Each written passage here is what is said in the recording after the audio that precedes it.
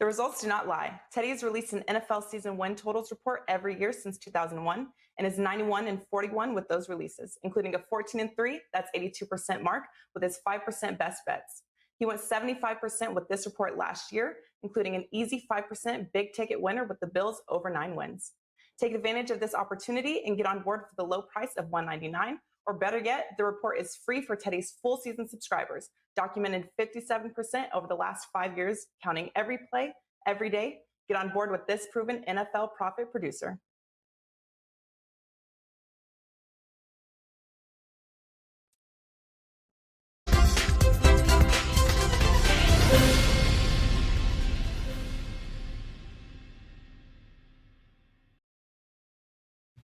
All right, guys, welcome back in here. Time for another edition of the NBA Tip-Off Show, powered by WagerTalk.com, as we get ready for Game 2 of the NBA Finals here. Phoenix taking on the Bucks, and of course, Phoenix leading this series 1-0 after a 118-105 covering game, in fact, as they were a 5-point favorite in that game. But they ended up covering no problem, taking down Game 1. Game 2 back in Phoenix here tonight. What do you do? How do you approach it? Where do you go? We've got 3 of the absolute finest, guys. The original, the OG NBA Tip-Off Show crew back at it here today to try and find some of those nooks and crannies for you. Maybe some ways to look at this game tonight. Ski Prophet in the house, Mr. Rob Vino, and Tony Finn here for you guys as we're going to break this game down. And Ski, Game 1, thoughts on what you saw? Any major surprises? And also, what do you got going on at WagerTalk.com today? Well, I have 2 plays up in MLB for today, and one of them starts very shortly. What did I think about the last game? You know, I kind of got what I expected as far as from the Suns. I was surprised to see Giannis playing that well and moving that well. I didn't think that he would be that close to 100%. And it's kind of the same old thing with the refs. I mean, I don't know about you guys, but I keep saying it. I feel like the refs love Phoenix every single game of these playoffs. So we'll see if that continues. Yeah, no, and so did Budenholzer. Also had a few comments about the amount of times that his team made it to the line versus the Phoenix Suns. Rob Vino, we also talked about those short home favorites. I believe the number was 6.5 or under, winning and covering at a 60% clip this playoff season. That continued in Game 1. Any surprises to you from that spot, and what do you've got going on at WagerTalk.com today? Surprises, Joe? Not really, because I had 2 best bet winners in that game. Phoenix first half -3 got there. I think they were up by 8 at the half, and then the full game total over got there. It took a little bit of a push at the end, kind of like the first half total, which should have really gotten over rather easily. But the last 2 minutes of that first half were a little bit stagnant. So second half at the end of the game, you needed a 3 with about a minute left, and then they got a couple garbage points after that. So it was good all the way around for me.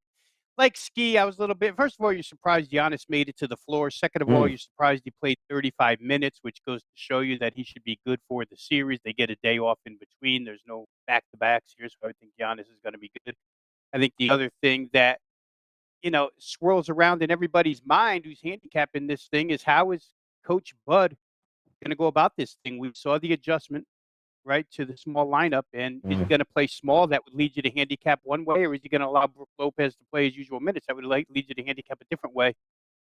We'll see. I'm sure we'll talk about it here. As far as Wager Talk today, up and available at WagerTalk.com, 2 Major League Baseball plays and a play on this Game 2 of the NBA Finals.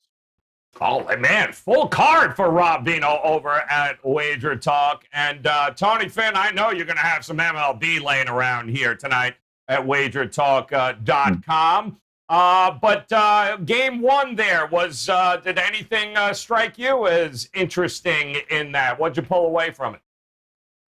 Well, I pulled a lot of things away from it that would be surprising, maybe only to me, maybe not to everyone else.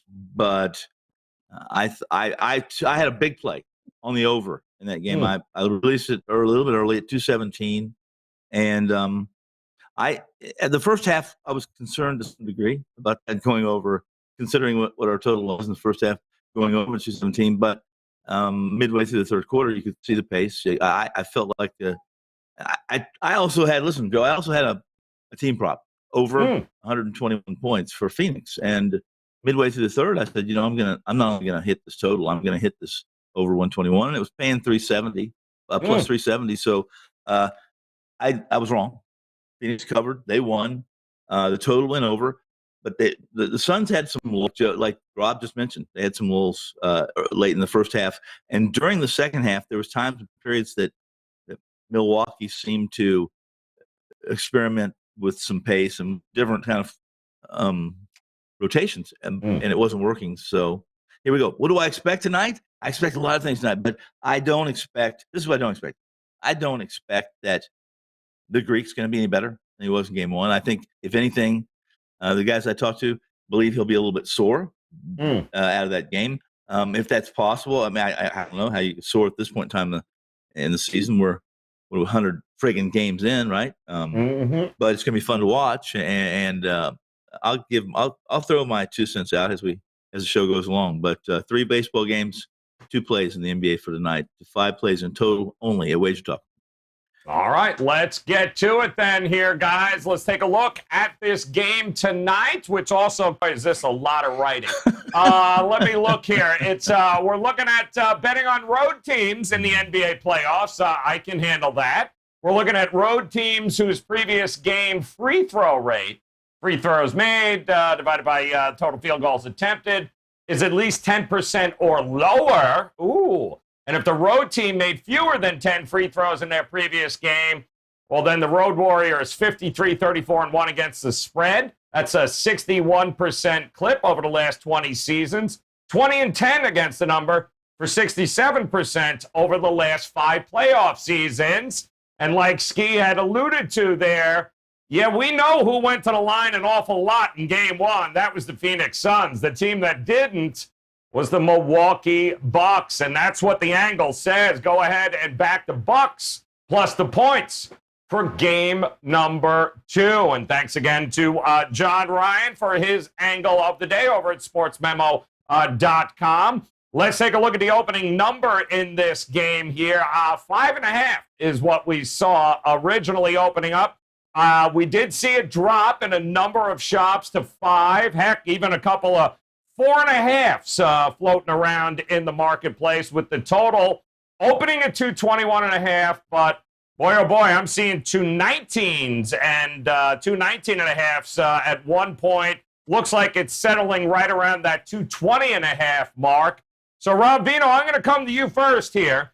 Lot of different ways to approach this game here tonight. The market apparently thinks we've got ourselves a series here. They're expecting at least some sort of Bucks comeback here as the number continues to fall in their direction here. And it seems like folks aren't quite sure. The initial money came in. We watched the total go lower, but it does seem to be creeping back up. We know the public's going to love the over. The question is, how much do you love the under in this matchup, if at all? Give me your thoughts about the market movement in this game.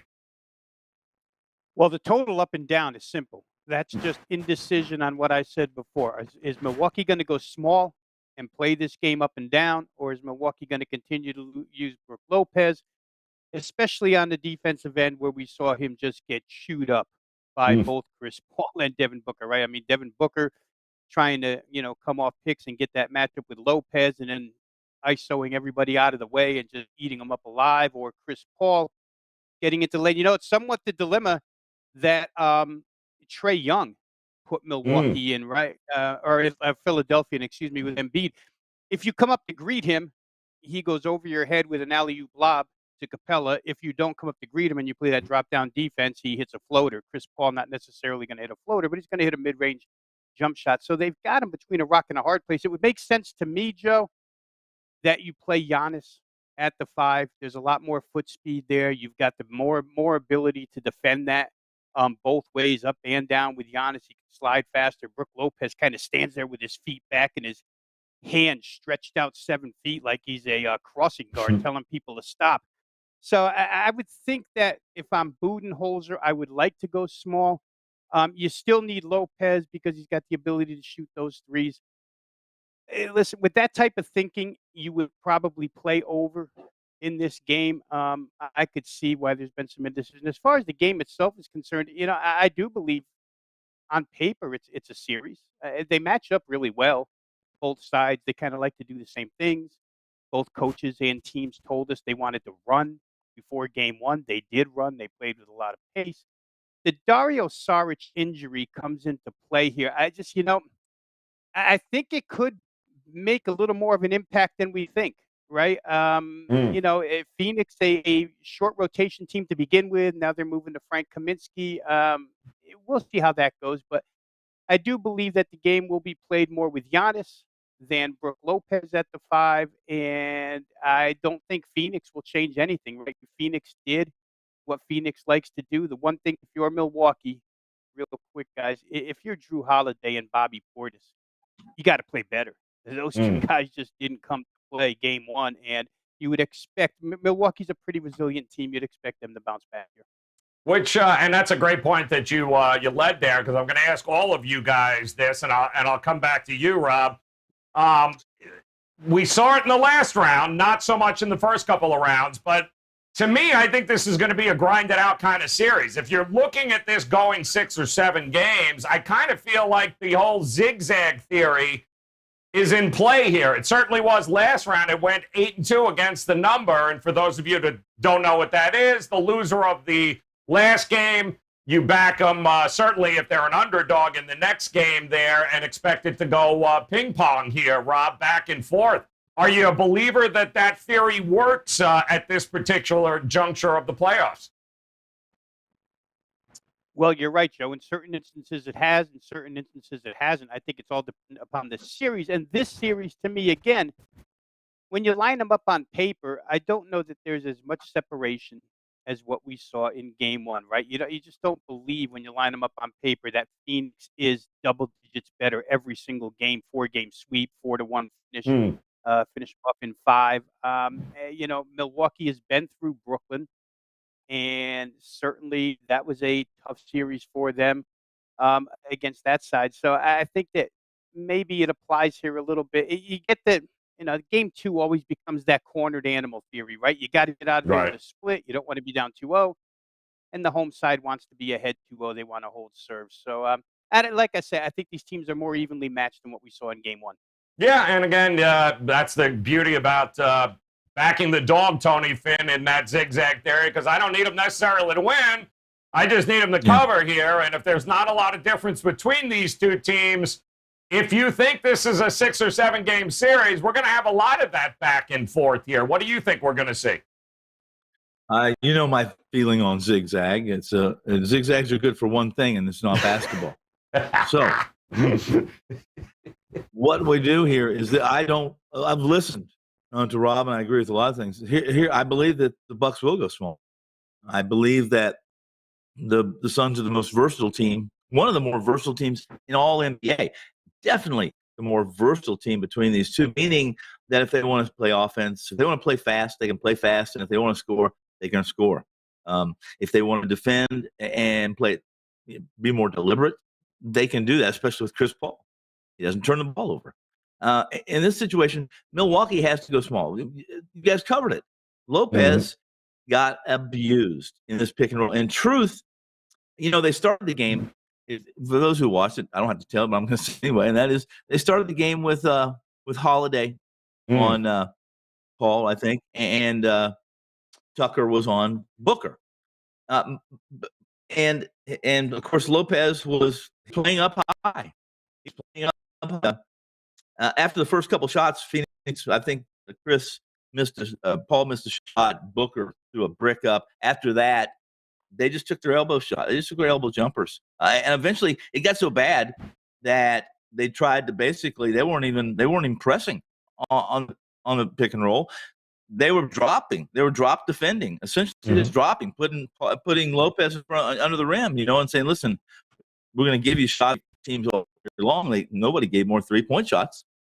than Milwaukee this year, at least allowed attempts. And no matter what, here's the deal. When Dede got injured for this team, it crippled them as far as their depth goes and their ability to make adjustments, Joe. I don't see where they can make any adjustments. Right. When they traded for Holiday, they gave up a lot of depth and a lot of options that allow the second rotation to be competitive. Phoenix spaces the floor well. They shoot 38% from the three-point line on average in the regular season. They, have grown leaps and bounds in his 3 years, and it doesn't seem afraid. Seems very comfortable. Doesn't seem afraid of anything. He'll take the ball to the rim. He'll challenge. He'll fight. He'll box with you. It doesn't. It's one of those deals where I don't believe that the Greek's completely healthy, and it's going to take a lot to convince me that Milwaukee can dictate anything in this series. That's just my opinion. All right. So he's smoking that zigzag ski is what he is doing. He's not buying a lot of Milwaukee Bucks, but I will say both of these guys 2-0 straight up and against the number after a loss in the last round here. What do you think we're going to get from this Milwaukee Bucks team here tonight? Do they have enough depth? Do they have enough guys to be able to make the adjustments necessary in order to be able to come out on top here? I've been going back and forth on this game. And as far as the Bucks, I mean, even if I do think first off, I do think they should go with the small ball lineup. Like, I think Giannis should be a 5 all the time, just like I think Anthony Davis should be a 5. So I agree with that. That should make them better defensively. And I don't think you beat this Phoenix team by just going up and down trying to outscore them. Like, they're going to have to do something defensively. And that's what I heard Budenholzer say in his interview. Do I trust them to make adjustments? That's a whole nother thing. But I think these teams are a little bit closer in this series. Like, I don't think it's going to be a 4-0, 5-1. I think Milwaukee can compete. So I would probably take a shot if I'm picking a side just on the money line. Suns have lost, 25 games, and 16 of them went over. And that makes me nervous for an under. So I'm all over the place. If I had to play right now, I probably would just stick with the side. But the only way Milwaukee wins is if they play better defense. So I think I like Milwaukee and under. I haven't played anything yet. Probably Milwaukee more. Oh, liking a little Milwaukee in that spot. I think one of the other big things too in that game, Rob, was them not being able to finish at the rim, which is something Milwaukee did in the 2 games previously that they played. So outside of Giannis should never take a jumper outside of 4 feet, should he? I mean, he should pretty much dominate inside the paint in this game, which is going to make his props very interesting because they really don't have an answer for him, do they, Rob? Well, I mean, Ayton did rebound. Ayton had 22 points, but I don't have the exact number in my head, Joe, but I would venture to say that more than half of those 22 were basically on lobs that we discussed earlier, where Milwaukee played them up high and they lobbed over the head, and Ayton is just basically tapping the ball into the net. So that could change here tonight. I agree with you. Milwaukee's been a points in the paint beast all season long, for what it's worth. So why not, do what you do best? They also like to play with pace. As I mentioned, and if they go small, it puts Bobby Portis in that starting lineup. The forwards match up a little bit better here. But Drew Holiday's got to play better. You don't expect him to poorly as he did in game 1. Portis as well, because when he plays well, Milwaukee plays well. So I agree that they should go. The free throw line that you guys talked about, Phoenix shoots 26 free throws. Milwaukee only shoots 16, so it's a plus 10. Plus 10 is bad enough, right? You're minus 10 if you're Milwaukee in attempts. But when the other side can turn plus 10 into plus 16 on the scoreboard, Giannis has to, he's shooting 12 of their 16 free throws, and he's only going 7 of 12, which actually is good for him, but it's not good for Milwaukee. So got to get some other guys to the free throw line. Middleton's got to get involved in the paint. Holiday's got to drive in the paint. Sometimes we see it. Sometimes we don't. Milwaukee's funny that way. They disappear and then they reappear. It's funny, too, because both offenses have the capability of exploiting the defenses on these teams. And it's interesting to see the combination of exactly what adjustments are going to be made tonight. And if you're Milwaukee, you don't want to go home down 2-0, but it leads us into some of the other possible numbers right now, whether it be exact score of the series or the series price itself here as we take a look at some of these numbers at this particular point, guys, because it bears questioning. How long do you think this series is going to go? Right now, we got a series price of the Suns are a $3 favorite, Ski. The Bucks plus 240 here. You got a game and a half on either side as well. It's if you like the Bucks, would now be the time to jump on it, you think? Well, I don't necessarily like them to win the series. I just think that they can win at least 2 games. So even that plus 1.5 looks a little bit scary to me, just because, I mean, I could see a 4-2 series, but I probably would stay away. I think the Suns are the right side. We got on them earlier, but I'm not a believer in the Bucks to win it all.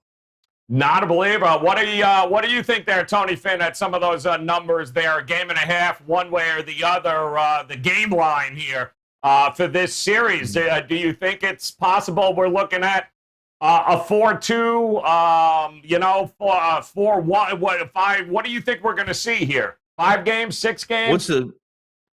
I didn't like the price on the Suns to win the series 4-0 when it opened. I thought if I'm not mistaken, I think they were plus 550. Well, anybody off the top of their head know what that was? Yeah, we've got them here. 4-0? Yeah. Here's the correct score right now. Okay. 550 right now for 4-0. It's 550 right now? Yes. I would take if I'm going to stab at any series numbers, accurate or real numbers, be it 4-1, 4-2, 4-3, or Bucks same way. I would, at this point in time, I'm 550 still. I still think that's a little less than I would want to put. Like I said, I thought the opening number was low too, so it doesn't surprise me this one's low. But that would be the series. That would be the number I would be looking at. Suns sweeping. It's the only thing that would interest me as far as return on investment. And again, we'll go back to old Teddy preaches it forever, and that is, if you like the Bucks to win tonight, then as you asked the question you asked Joe, you asked Ski was, do you jump on the Bucks in the series price? You absolutely do. Right. You absolutely do. Whoever you believe is going to win tonight, that's who you jump on the series. I think the Suns. I don't. That's just me. I don't. They don't have the ability. Right. What they were able to do against Atlanta, guys, in Game 2 when they made the adjustments. Okay, they can't do that in this game. It's a different animal when you're making an adjustment to Trae Young as opposed to a Chris Paul and a Devin Booker. It's different, and I don't think. I just don't see it. So, I mean, if I'm going to take a gander and a stab and a jump, I'm going to jump off jump with the bungee cord and hope it catches me before I hit the ground. It's going to be the Suns 4-0, 4-0, and get plus 550. But I want more than 550. I want more than 550, Joe. Well, of course you do. No, of course you do. Rob Vino, any correlating between some of those numbers and what we're anticipating tonight? If you like Phoenix, right, to win tonight, don't you almost have to take the 550 at this point and sprinkle a little something on there for the 4-0 sweep? Well, I'm not sure, Joe. I'm really not. Going back to Milwaukee is a totally different thing. To me, I mean, I see an outlet, guys, where Phoenix in a sweep is plus 500. Phoenix in 6 is plus 450. I know. To me, there's way better value in playing Phoenix in 6, thinking that Milwaukee can win a couple of these games. But I'll say this, almost every series that we've watched so far, there's been a Game 2 or a Game 3 injury that changes the course of these things. And God forbid, you get involved and it happens and you're stuck. It's the chance you take. Obviously, it's betting. It's gambling. But that is the risk you take from what we've seen so far. One more thing, just to what I just want to respond real quick to what Tony said about versatility and Phoenix. I would say this about Milwaukee. We definitely saw versatility. They played the Nets to an 88-86 grind, so they didn't have to go fast to beat that team. They played the Nets 2 games that were grinds. I think they have the capability to go slow as well if they wanted to. I just don't think either of these teams want to, unless they're forced to. I feel like if you're put in that situation where you feel like, man, I can't win this series going up and down whatsoever, I got to change it somehow philosophically. You do it, but Milwaukee certainly has shown us that they'll play an under type game. They'll play a 100-96 game just as much as they'll play a high scoring game. Yep, good point Hey, there. can I throw this in, Joe? Yeah. Hey, Joe, real Go ahead. quickly. I think that you would probably know this, as many of these shows you guys are doing. I think the Suns, per 100 possessions, were better offensively Nets, if I'm not mistaken, in the playoffs. For the season or in the playoffs? In the playoffs. In the playoffs. And I think that a lot of that has to do with what Rob spoke to is absolutely accurate. However, the caveat to that is that the Nets weren't healthy. Right. And the Suns are completely healthy, whereas Milwaukee's not. So, I mean, what Rob said is accurate. They went toe-to-toe with the Nets, but they went toe-to-toe with the Nets team that was shorthanded. So I don't. Again, that's wait a minute. really There's the biggest issue. a call. Is it Dario Saric on line 2 about the whole healthy comment? Well, yeah. Thank you very much. You're right. Not You're that healthy, Tony. Don't be making it up here. But the point is well taken. Let me make something They up. weren't the Let me make Nets. this up. They weren't the Nets of the Nets that we thought they would be. They were way banged up. So the versatility is limited, or at least looking at it from there. I get that. Sarge doesn't count, Joe. No, I get it. I get it. But we also want to take a look, of course, guys, at the MVP price. We talked about this before Game 1 with Chris Paul being the favorite. Look at this. Boy, oh boy, he opened up at plus 150, now minus 220. Giannis, Middleton, Booker, all the guys, Rob Vino, we kind of talked about originally here. Chris Paul was the big jump at this point. Everyone else holding strong here. It really is Chris Paul's at this point, do you think, to not have at this point, unless something crazy happens? Yeah, if Phoenix wins, and I know, obviously we said it Monday or Tuesday whenever we did the other show for Game 1, and it's 4 guys that are involved here, and that's all you're looking at. You're looking at 4 players, and as Teddy said, I think on the show the other day, Booker is live as well. Booker had a real good game. It's just overshadowed by the game that Paul had. And Tony Mejia, who, as he mentioned the other day, actually has voted at one time on Finals MVP, let us know that, this, I don't want to call it Lifetime Achievement Award, but this sentimental vote would go to Chris Paul as well. So, the minus 220 is probably justified, but who the hell wants to bet it at minus 220 anymore, right? It's too late. You wanted to bet it, right? Exactly. Last game you were getting a plus. Now it's too late. So if you're looking at long shots, you're probably looking at the Milwaukee duo, or you're looking at Booker. Yeah, I will say this, though, Ski. DeAndre Ayton, that number, if you have that slide, throw that up there again about the names that he put himself up there as far as accomplishments after the first one. I mean, he's the 4th player in NBA Finals history, 20, 15, 80% shooting. Look at those names. Wilt, Kareem, Bill Russell, and now DeAndre Ayton. So, I mean, I hate to say long shot because anything outside of Chris Paul I think is a long shot, but how about DeAndre Ayton there, Ski? Yeah, he was my favorite. I didn't get to come on here and talk to you guys about it, but I looked at 2 guys, when I look at stuff like this, I'd rather take a long shot type of thing. He was plus 2,000 before Game 1, and you see it already dropped in half. So he's been the X factor for them all playoffs long. That's what the Bucks have to adjust to. So I would be picking him. I know everybody wants to say if the Suns win, Chris Paul's going to get it, but he's doing 20-20 type games all the time. Chris Paul can have an off night. Devin Booker, I mean, his game wasn't that great. I wouldn't even pick him.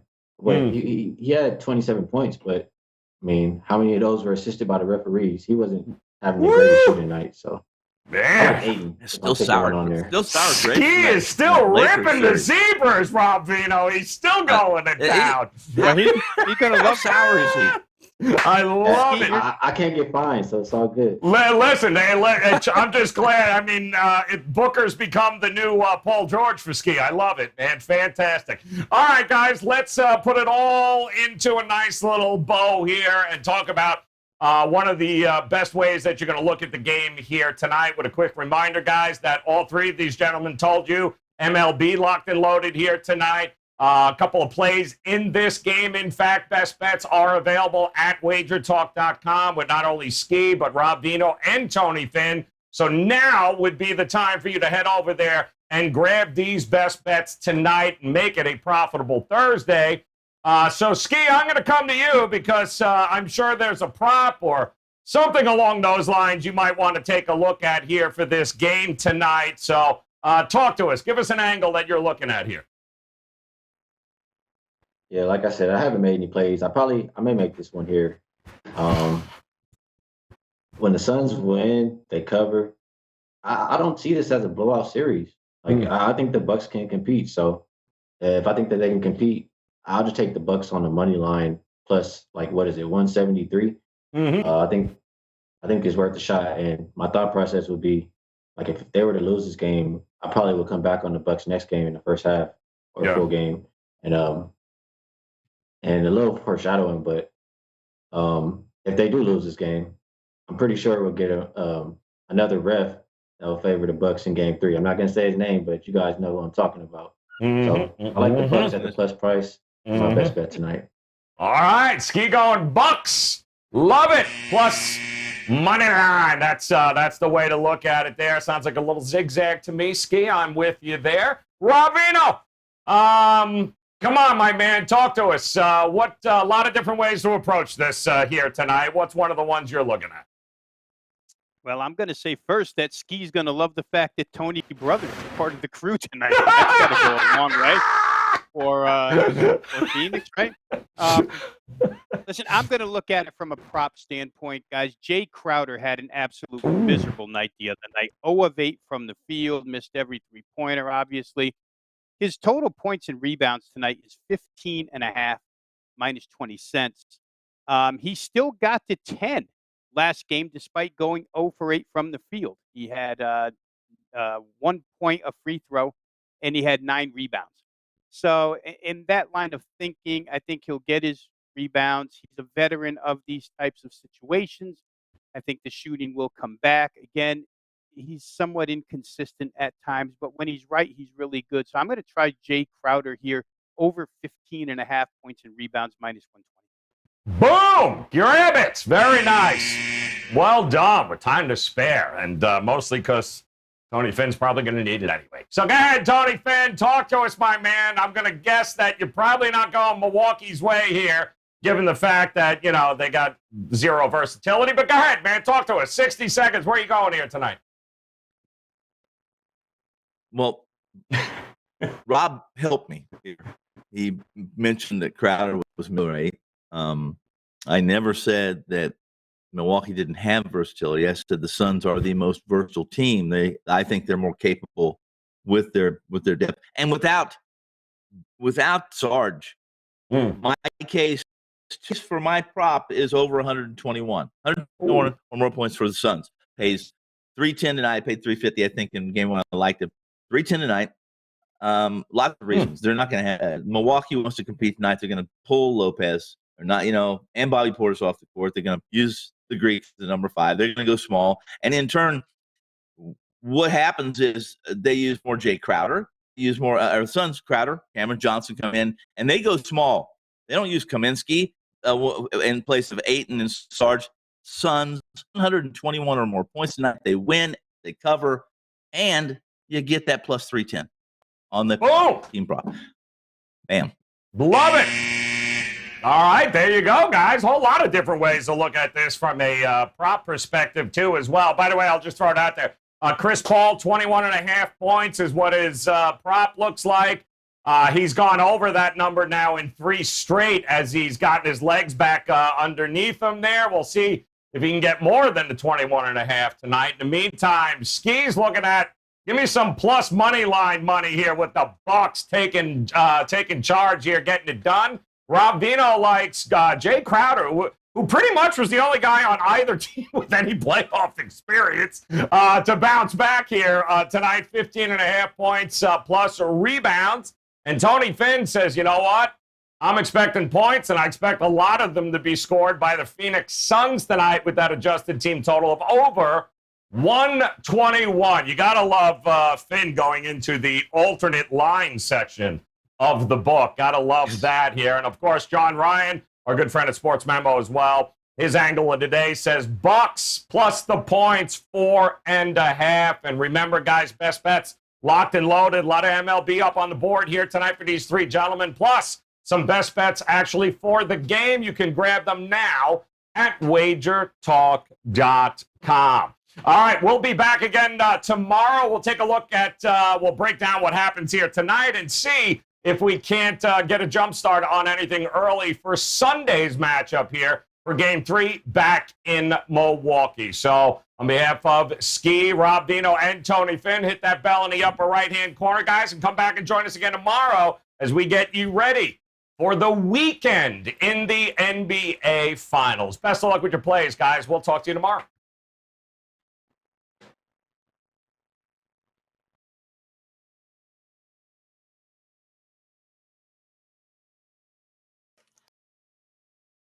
With the WagerTalk one-day Power Pass, you receive every play from every betting consultant for one day at the ridiculously discounted price of just $1.99. What's better than one day of great games? Watching, following, and winning those games.